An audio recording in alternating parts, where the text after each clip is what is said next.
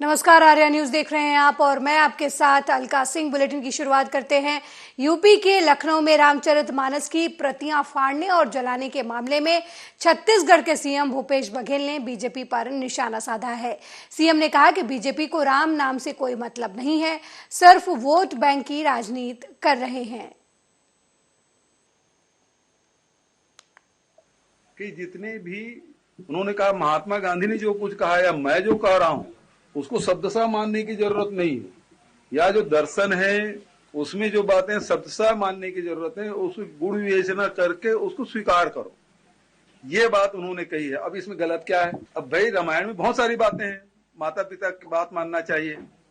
वो तो रावण तक सम्मान किए हैं, अपने भाई को भेजे, लक्ष्मण जी को भेजे कि जाओ उसे ज्ञान लेगा, तो उनका भी सम्मान करते थे राम। और दूसरी बात यह है कि उसमें कहा कि माता पिता की बात मानना चाहिए। अब जिसके माता पिता नहीं है कैसे करेंगे?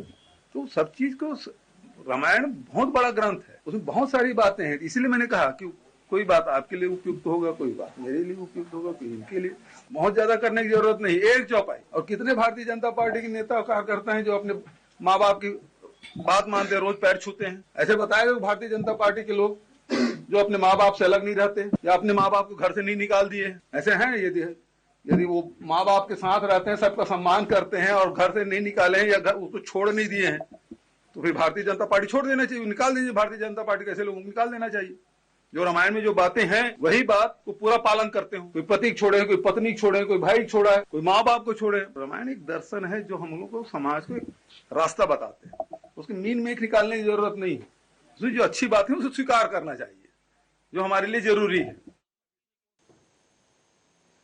विधानसभा चुनाव के लिए बीजेपी एक्टिव हो गई है। आज से संपूर्ण मध्य प्रदेश में बीजेपी सरकार विकास यात्रा निकालकर सरकार की उपलब्धियों को घर घर तक पहुंचाएगी। चिकित्सा शिक्षा मंत्री विश्वास कैलाश सारंग के नेतृत्व में नरेला विधानसभा में भी विकास यात्रा की शुरुआत हुई है। मोदी वैक्सीन, मोदी वैक्सीन, सुबह कहते थे मोदी वैक्सीन, रात में मुझे फोन करते थे कि भैया चुपचाप से लगवा दो। आज यहाँ पर कोई मास्क नहीं पहना, और यदि इसका कोई कारण है तो नरेंद्र मोदी जी की वैक्सीन है। और यह साक्षात दर्शन दे रही है, एक व्यक्ति के कंठों की प्यास बुझा रही है। दिल्ली में फिर से भाजपा की सरकार बनानी है, नरेंद्र मोदी जी को फिर से मुख्यमंत्री बनाना है, मध्य प्रदेश में फिर से शिवराज सिंह चौहान की सरकार बनानी है, और नरेला में फिर से विश्वास सारंग को लाना है।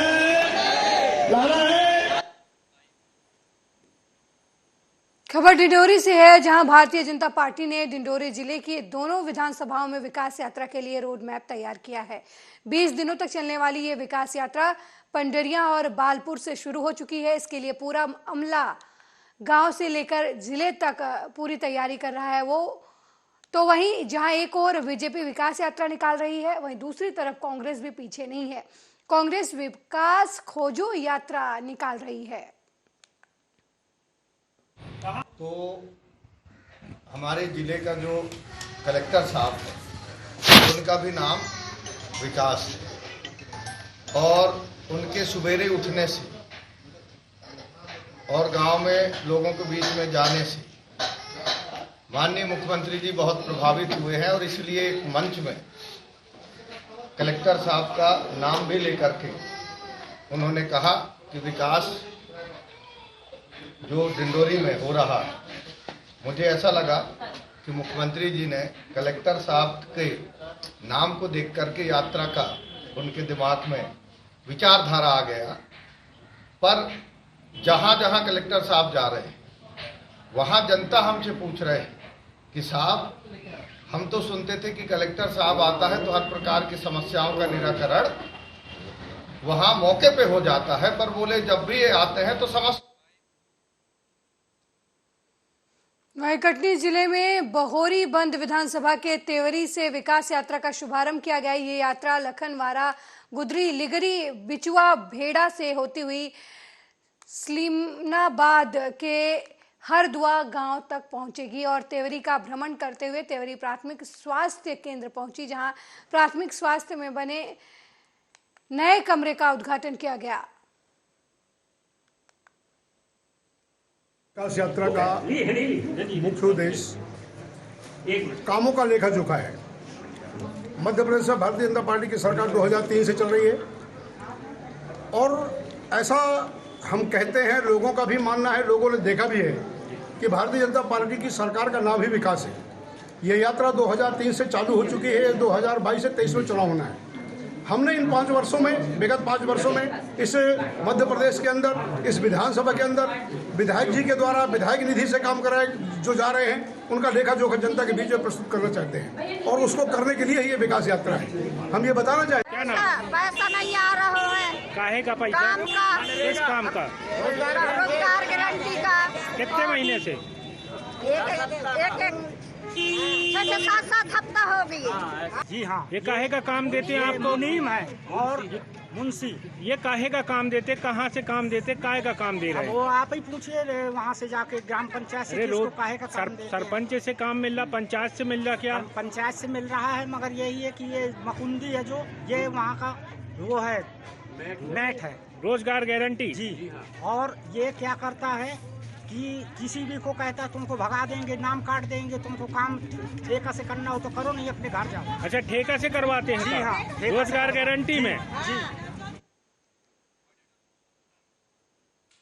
खबर छत्तीसगढ़ के सरगुजा जिले से है, जहां जल संसाधन संभाग क्रमांक 2 रामानुजगंज के एसडीओ राजेंद्र प्रसाद सिंह और तत्कालीन सब इंजीनियर सुजीत कुमार गुप्ता पर धारा 420 के तहत एफआईआर दर्ज की गई है। एसडीओ राजेंद्र प्रसाद सिंह और तत्कालीन सब इंजीनियर सुजीत कुमार गुप्ता पर 2 करोड़ से अधिक की राशि का फर्जी दस्तावेज तैयार कर करोड़ों रुपए गबन करने का आरोप है। आरटीआई कार्यकर्ता और एडवोकेट डीके सोनी ने इस भ्रष्टाचार का खुलासा करते हुए रामानुजगंज के न्यायालय में 156(3) के तहत परिवाद दायर किया था, जहां न्यायालय ने 7 दिन के अंदर एफआईआर दर्ज करने का आदेश संबंधित थाने को दिया। वहीं धारा 420 के तहत अब अपराध पंजीबद्ध कर मामले की जांच की जा रही है। मैं DK Soni, advocate, RTI activist, Ambikapur से। मेरे द्वारा रामानुजगंज मुख्य न्यायिक दंडाधिकारी महोदय के न्यायालय में एक 156(3) का परिवाद जल संसाधन विभाग के एसडीओ और सब इंजीनियर के विरुद्ध किया गया था। इनके द्वारा बिना कार्य सर्वेक्षण कार्य कराए लगभग 2 करोड़ 20 लाख रुपए का फर्जी बिल वाउचर बनाकर भुगतान किए गए थे, जिसकी शिकायत मेरे द्वारा थाने में की गई थी, एसपी को की गई थी। इनके द्वारा कोई कार्रवाई नहीं की गई, जिसके कारण मैंने न्यायालय में परिवाद दायर किया। मुख्य न्यायिक दंडाधिकारी महोदय के द्वारा दिनांक 19/1/2023 को मेरे परिवाद को स्वीकार करते हुए थाना रामानुजगंज और पुलिस अधीक्षक को निर्देशित किया कि उक्त मामले में अपराध दर्ज किया जाए, जिसके आधार पर दिनांक 2/2/2023 को थाना रामानुजगंज में अपराध क्रमांक 30/2023 अंतर्गत धारा 420 का अपराध पंजीबद्ध किया गया है, जिसमें सुजीत कुमार गुप्ता और राजेंद्र प्रसाद सिंह के विरुद्ध उक्त मामला पंजीबद्ध किया गया तथा खबर छत्तीसगढ़ के सरगुजा जिले से है, जहां लखनपुर गांव के आंगनबाड़ी केंद्र में चोरी के मामले में लखनपुर पुलिस को बड़ी सफलता मिली है। इस मामले में पुलिस ने एक आरोपी को गिरफ्तार कर आरोपी के कब्जे से गैस सिलेंडर, चूल्हा सहित चोरी का सामान बरामद किया है।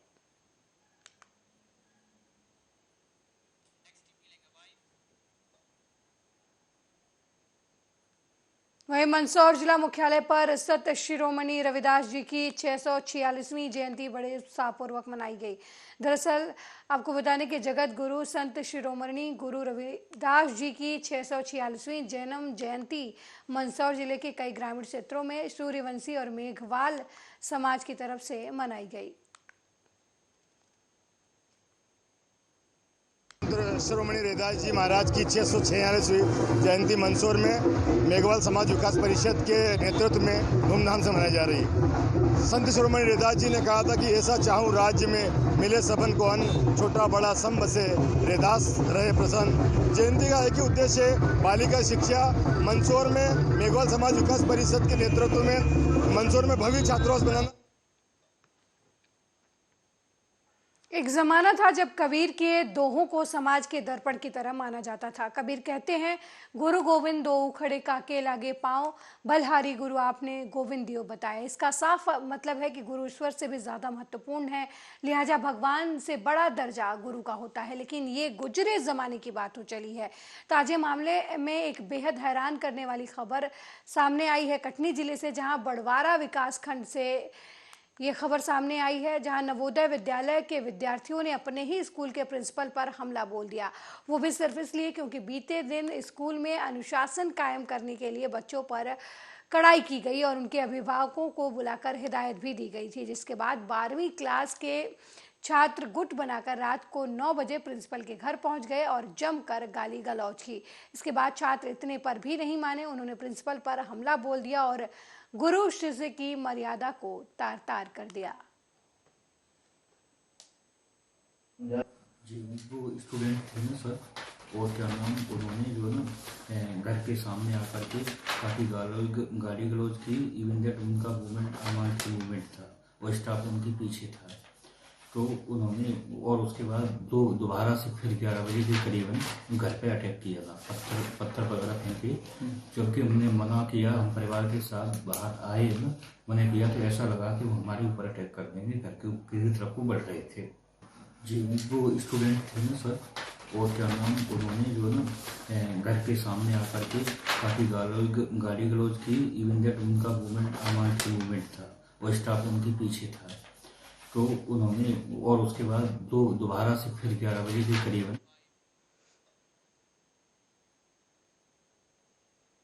मध्य प्रदेश के पूर्व मुख्यमंत्री और पीसीसी चीफ कमलनाथ ने ग्वालियर में सीएम शिवराज सिंह चौहान को लेकर बड़ा निशाना साधा है। कमलनाथ ने कहा कि शुभ दिन है, संत रविदास जी की जयंती है, मैं उनके चरणों में प्रणाम करता हूं। लेकिन एक और कारण से आज का दिन विशेष है, क्योंकि मध्य प्रदेश में भाजपा की विकास यात्रा की शुरुआत हुई थी इसी दिन।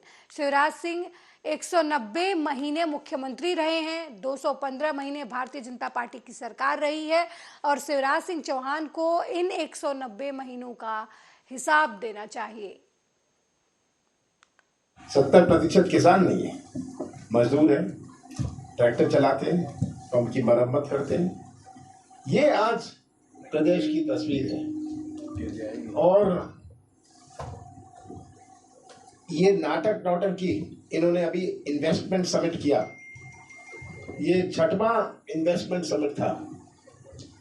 हर समय घोषणा होती है कि इतने लाख करोड़ का निवेश आएगा, पर सच्चाई ये है कि 18 साल में 100 रुपए में से 30 पैसा निवेश मध्य प्रदेश को आया। जब तक निवेश नहीं आएगा तब तक आर्थिक गतिविधि नहीं बढ़ेगी। एक उद्योग लगता है, आर्थिक गतिविधि की शुरुआत होती है।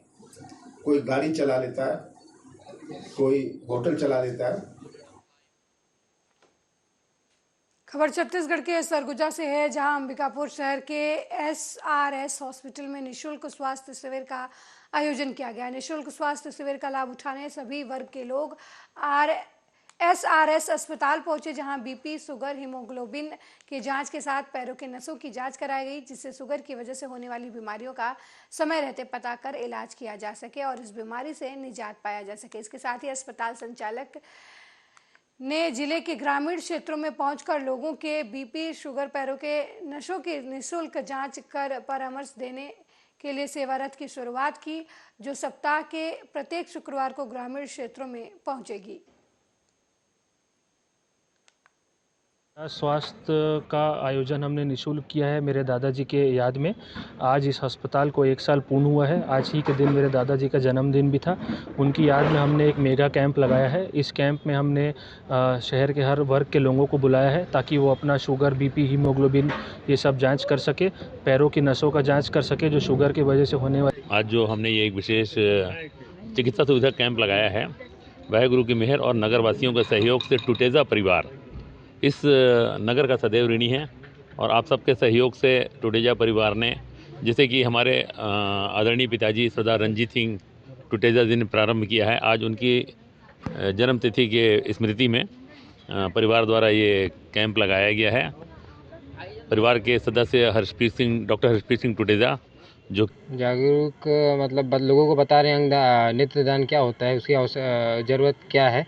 उसके बाद स्वेच्छा से लोग आके अपना नेत्रदान संकल्प पत्र भर रहे हैं। क्या प्रोसेस है इसका? इसका एक प्रोसेस खुद स्वेच्छा से आके लोग अपना फॉर्म भर रहे हैं और उसके बाद ये फॉर्म मेडिकल कॉलेज में जाके जमा होती है। नेत्रदान करने की प्रेरणा कहाँ से मिली? नेत्रदान की प्रेरणा मेरे को एम्स दिल्ली से मिली थी। आप भी किए क्या? जी मैं किया हूँ। मैं सरगुजा संभाग का सबसे कम उम्र का नेत्रदान करने वाला व्यक्ति हूँ। जागरूक। वहीं मंदसौर जिले के नाहरगढ़ थाना क्षेत्र के गांव खेड़ा में एक साथ 4 मंदिरों में चोरी की घटना के बाद ग्रामीण आक्रोशित हो गए हैं।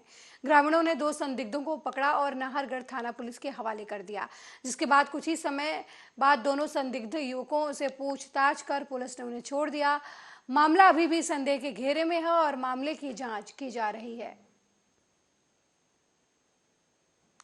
हमारे यहाँ पर 26 तारीख की रात में खेड़ा गांव में 4 मंदिरों पे चोरी हो गई थी और 4 मंदिरों पे चोरी होने के बाद पुलिस को हमने इसकी इत्तला दी थी। पुलिस गांव में भी आई थी, लेकिन आज 10 दिन हो गए हैं, उसका कोई रिजल्ट नहीं आया है। इन्होंने शक के आधार पे जिन 2 लोगों को गिरफ्तार किया था वो भी आज छोड़ दिए। वो 26 तारीख को चोरी हुई थी, उसका पुलिस ने आज तक कोई संज्ञान नहीं लिया है और उसके मांग पे हम यहाँ पे आए हैं। तो अब क्या करें? हमने टीआई साहब से बोला कि हम यहाँ धरने पे बैठे हैं, हमारी चोरी ट्रेस करवा दो और हम चले जाएंगे घर पे। उसके लिए हम आवेदन बनाया तो मतलब पुलिस प्रशासन किस तरह से अपना तेवर दिखा रहा है, मतलब एक आवेदन पे वो रिसीट साइन नहीं कर रहे हैं। ये सरकार का और प्रशासन का हाल है। तो